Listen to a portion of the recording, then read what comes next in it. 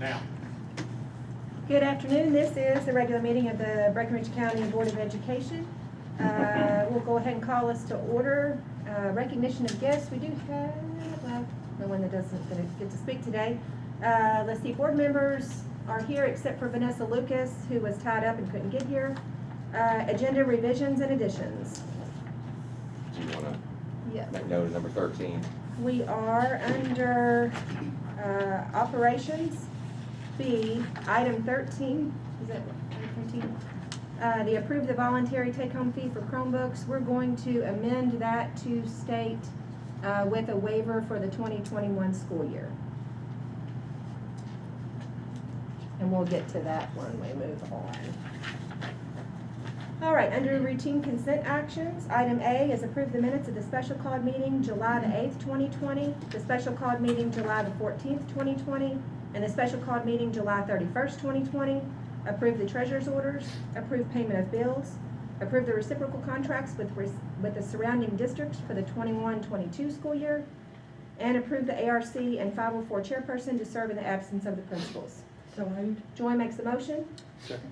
Mark seconds. Any other discussion? All those in favor? And student presentation and recognitions. All right, for recognitions this month, first I'd like to recognize all of our school districts, custodians, and maintenance workers for ensuring that we're ready for a successful start to the 2021 school year. They've worked really hard all summer, and our school buildings are in really good shape. I'd also like to recognize all of our new staff members in the school district. We've been very fortunate to hire some very talented people, and we cannot wait to get started with them. Congratulations to the students in the school district who competed in a national trap shoot in Missouri on August the 1st.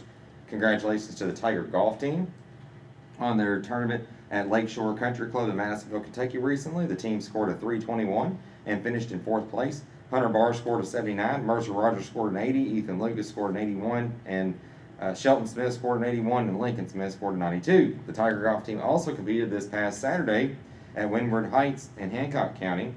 Congratulations to the Tigers for placing 3rd. Total score for the team was a 329, and the following individual scores were Shelton Smith with an 84, Ethan Lucas with a 79, Hunter Barr with an 85, Mercer Rogers with an 81, Lincoln Smith with a 90, Shane Lucas with a 121, and Landon Rowe with 105. And that concludes recognition.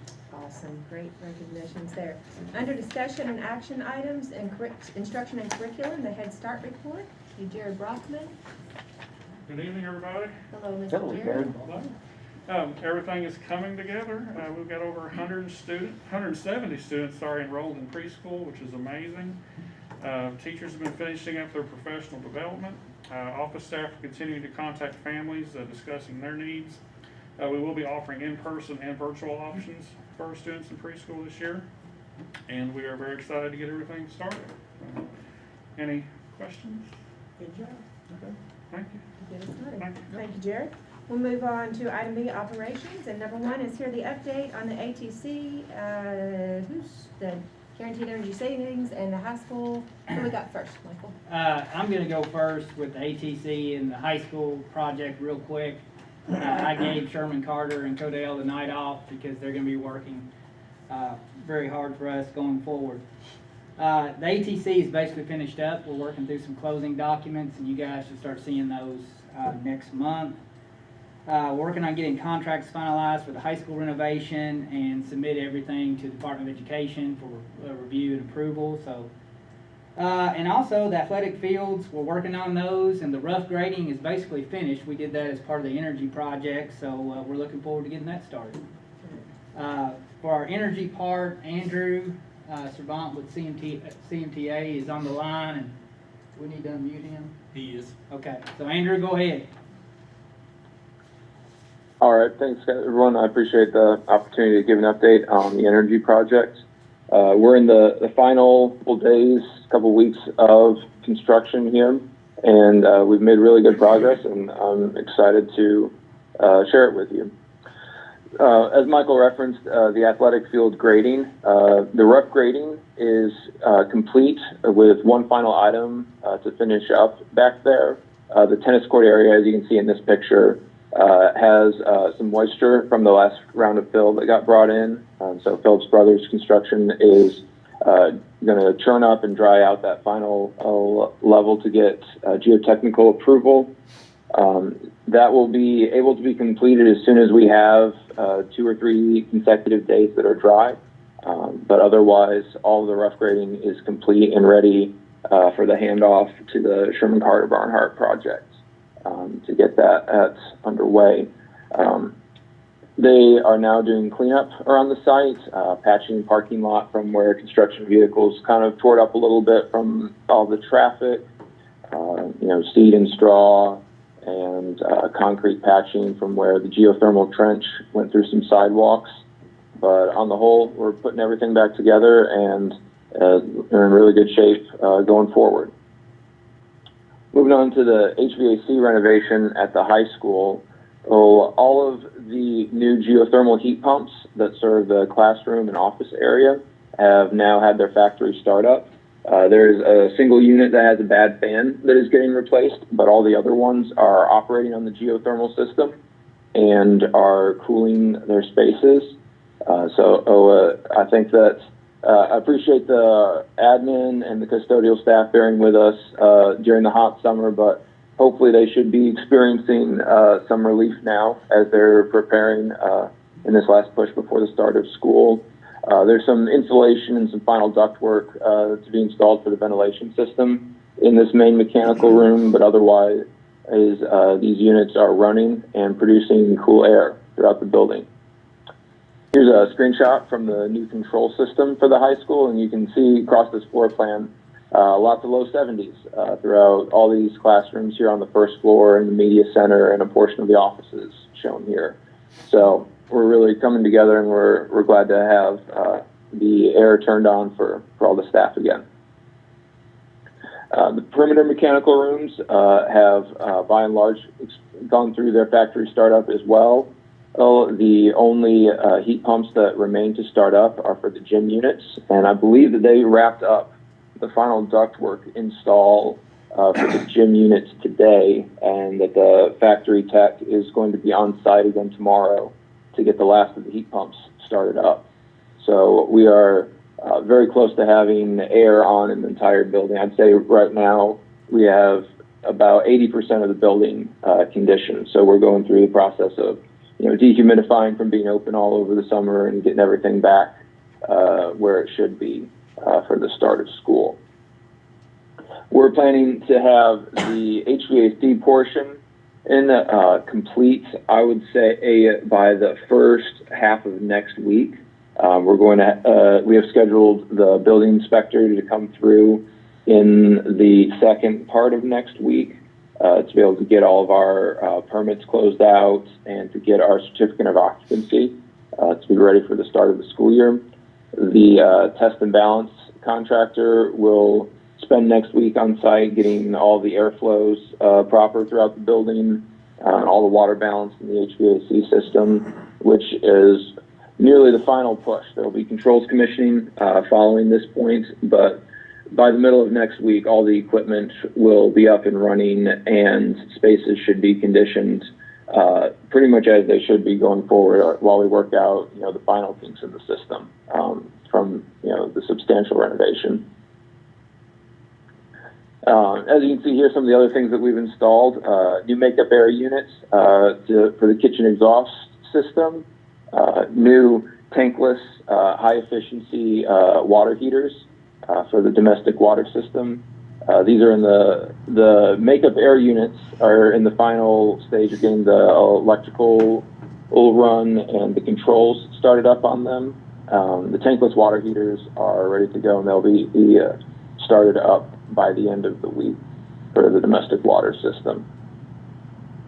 From a lighting perspective, the interior lighting is about 90% complete, including, as you can see on the picture on the left, new LED flat panel lights in the admin and office areas. The only areas on the interior that remain are the auditorium, the gym, and the commons area. All the material is in hand and ready to be installed in the auditorium and the gym. We're waiting on a few decorative fixtures that were delayed to come in the auditorium, but those will be in hand too by the end of the month and ready for install. Once the interior lights are done, the lighting contractor will move to hit all the exteriors of the building and the parking lot lights and the pole lights around the high school campus. So in the final stages, wrapping this up over here as well. Over at Custer Elementary School, the HVAC renovation there is complete. We're in the process of commissioning the new control system now, but all of the units are running and under control as they should be.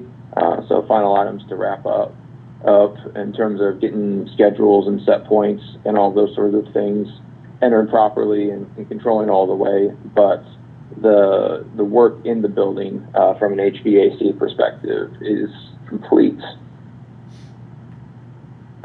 Over at the middle school, the plumbing retrofits, I guess district-wide, are 99% complete. The only item that we have left is the 7th and 8th grade boys' bathrooms at the middle school. We have a couple more urinals that we're changing out, and we're adding an additional one at each of those locations as well. From an HVAC perspective, we did not physically change the equipment at the middle school, but we did upgrade the control system to a new modern one, and that is being commissioned currently right now. But they have cold operating air everywhere, and they are currently running at full speed for students and staff. From a lighting perspective, I just wanted to highlight real fast a before and after picture of what the gym was like at the middle school. So this was before the project really kicked off in sort of the audit phase of what the middle school gym was like. And now here's an after picture. I don't know if you've had a chance to be over there yet, but I'm very pleased with the results over there. Light levels improved, really evened out the light levels across the gym as well. They had issues with dark spots in different places and shading and all that. And I think if you have an opportunity to go down to the middle school and check that out, you'll be really pleased with the end result there as well. And I think that you'll see something similar at the high school when we get those new lights up there. So just wanted to share that with the board. Lighting across the middle school, interiors are complete except for a few punch list items that are getting wrapped up. They'll be addressing the site lighting at the middle school at the same time that they move to it on the high school.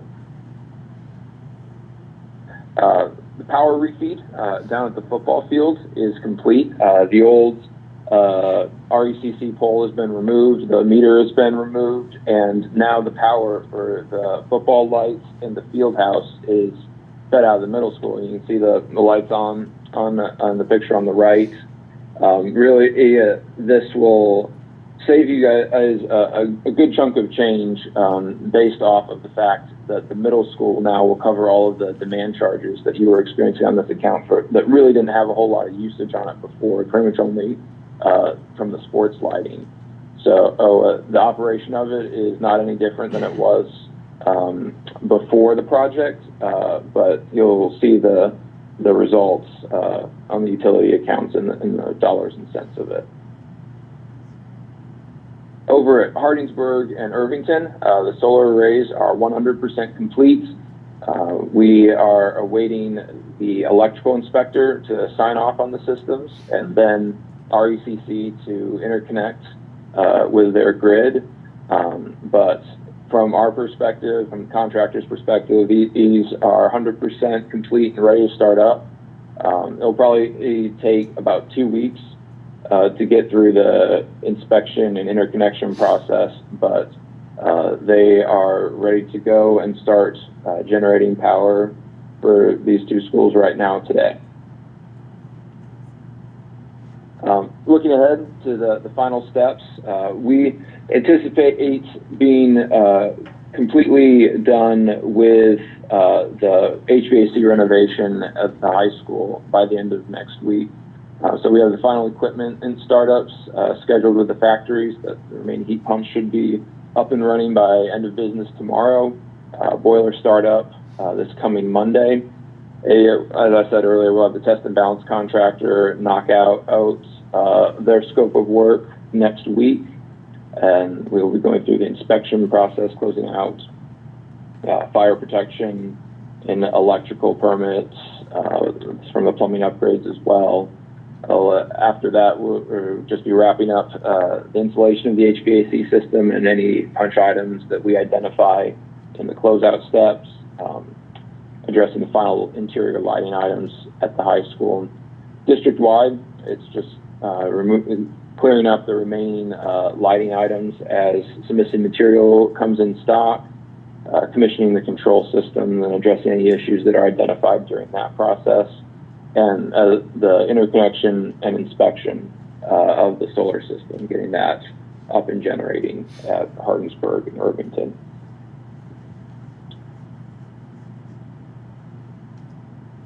And that's what I wanted to share with the board. We are on schedule, and we'll be ready for start of school. Whenever you guys have kids in the building, everything will be running and ready for them. I know there's a lot of uncertainty going on right now with how classes are going to be run and when these buildings will be full, but we are on schedule, and we'll be ready for them when they're there. Andrew, Well, it looks very nice. Andrew, this is Mark Biggs. I only see one issue, the high school gym, the lighting. We may Yes, sir. have a bunch of referees retiring this year. They won't have any more excuses for some of the really bad calls they've been making. Oh, no. Let's just hope we have some referees in that high Yeah. school gym this year. Now, and for the record, Andrew, if it's a call against the Fighting Tigers, we think it's a bad It's a call. bad call. I understand. I'm right there with you right now. Thank you, Thank you. Andrew. All right, thank you. All right, anything else on the high school from your perspective? No, they've been great to work with, and Yeah. we're ready to get it done. Super, everything's moving right along. We'll go on to item 2. We've got a couple change orders for the BCATC construction project. Yeah, these two change orders are to get actual spending in line with contract documents, and Department of Education requires it. It's a whopping 8 cents that comes back to us, and we'll try to put it to good use as best we can. It's a good Move use. to approve. Joy makes a motion. Second. Rick seconds. Any other discussion there? All those in favor? Thinking about it. 8 cents, we'll take it. School safety report? Mr. Dale Butler is going to present this to us. Thank you all. Last year we had, the Kentucky Center for Safe Schools came in and did an evaluation at Ben Johnson and Custer. We're very complimentary. Had some changes, a lot to do with lighting, signage, and some things, and Mr. Moreland and his staff took care of those. Then, of course, they have the new school security marshal, which is Ben Wilcox, and we have a compliance officer. And each school was going to have a series of visits. The first time I gave you all a copy of the checklist that they go through, and they go right through that. Each school was going to have 2 visits last year. One, it was just kind of an unofficial, and then they were going to have an official one. Prior to that, Dr. Carter, Mr. Moreland, and Mr. Harnett and myself went around to each school, and we did kind of a pre-visit inspection. We felt like we were in really good shape anyway, didn't learn anything that we didn't already know. So they came and did Hardensburg and the high school, extremely complimentary, a lot of procedure. We're way ahead of a lot of places, a lot of districts, and they were very complimentary on the procedures we had in place. And so we felt good about it. Then, of course, the pandemic hit and everything was on hold, and we're just waiting to see what the guidance is from the Center for Safe Schools and the security officer for this year. So do you all have any questions about anything? It all looks good. It was a good read. Thank you all. We'll move on to review and discuss your duties under the law. Okay, this is an annual, what occurs annually. The documents I provided you in the Google Drive, if you review those, it will further your understanding about public records, requirements of the Open Records Act, exempted records from open records requests, public meetings, closed session rules, and the role of the Attorney General. Awesome. No motion needed there, right? No, it's just review. Then we'll review and discuss the managing government records. Again, very similar to the last one. By reviewing this, you'll gain a better understanding of managing government records, what are public records, records retention, and public records management responsibilities. Perfect, that was a good read also. Item 6 is to propose the tax rate for the 2021 school year and set a public hearing date if necessary. You guys have the rate information in front of you. The district's gonna recommend leaving the tax rate the same at 55.4 cents per $100 of assessed value. If we do that, that's gonna bring in around $6.5 million to the district. Now keep in mind that some of that goes to the general fund and some of it also goes for the capital projects that we're doing. Total assessment grew 3.9% over last year, and motor vehicle assessment grew 2.3 over last year. And again, we're recommending keeping the rate the same. That does require a public hearing. And I would like, should you take the district's recommendation, we would advertise for the next 2 weeks on the 19th and the 26th. And we'd have to have a hearing date between the 26th and the 28th. That's a Wednesday, Thursday, and Friday, I believe, that we would have to set that date as well tonight. Move to set the tax rate for the 21-22 school year at the current rate as recommended by the staff. Joy makes a motion and Rick seconds. Any other discussion? Questions? We would also need to, The current rate, What is it? 55.4. it does require a public hearing, so we need to set that date as well tonight. What, any other discussion on that? All those in favor? We'll pass that. What date did you do, the 26th through the 28th? Yeah. Yes. Yes. The 26th is on a Wednesday and the 27th is on a Thursday. Are we able to meet on the 26th? Yes. We I are. mean, it's legal. Yes, ma'am. Yes, that's correct. The 26th works better for me. Okay. That's great, it's good. Good with with me. me. I'll have to telecommute. Yes, that's no problem. Tom? 5:15, Ms. Campbell, is that the time that works for you, or do we need to go a little later? No, I can be here at 5 if you like round on the hour number. Round numbers? Well, I- The hearing at 5 and the meeting. We generally have a public hearing, and then after the public hearing, we have a special call meeting to formally approve the rate. Okay. So we'll Second. set the time for 5 PM, August the 28th? Okay. 26th, I thought. August 26th, yeah. Yep, I better, And we list that as the meeting date follows, precedes the hearing. okay. Perfect, we'll move on. Approved speech services contract with the school district. You'll find that contract in your drive, and I know everyone's reviewed it. We've also worked with our board attorney on that, and this is to help take care of speech services that are needed in the district right now at a time while we're searching for a speech teacher. And I recommend approval. Move to approve. Rick makes a motion. A second. Mark seconds. Any other discussion? All those in favor? Glad to have that service. Item 8 is approve the emergency reading of the Title IX Sexual Harassment, KSBA 2020 interim policy update. There's been some updates to sexual harassment laws, so this will update our policy as a school district. I recommend approval. Move to approve. Rick makes a motion. I'll second. Mark seconds. Any other discussion on that? All those in favor? That's that one too. Item 9 is review the Title IX Sexual Harassment KSBA 2020 interim procedure update. Similar to the last item, this updates our procedure to the most updated sexual harassment laws. I recommend approval. We just need a review on that. No motion, Michael? Oh, yeah, it doesn't hurt, yeah. Okay.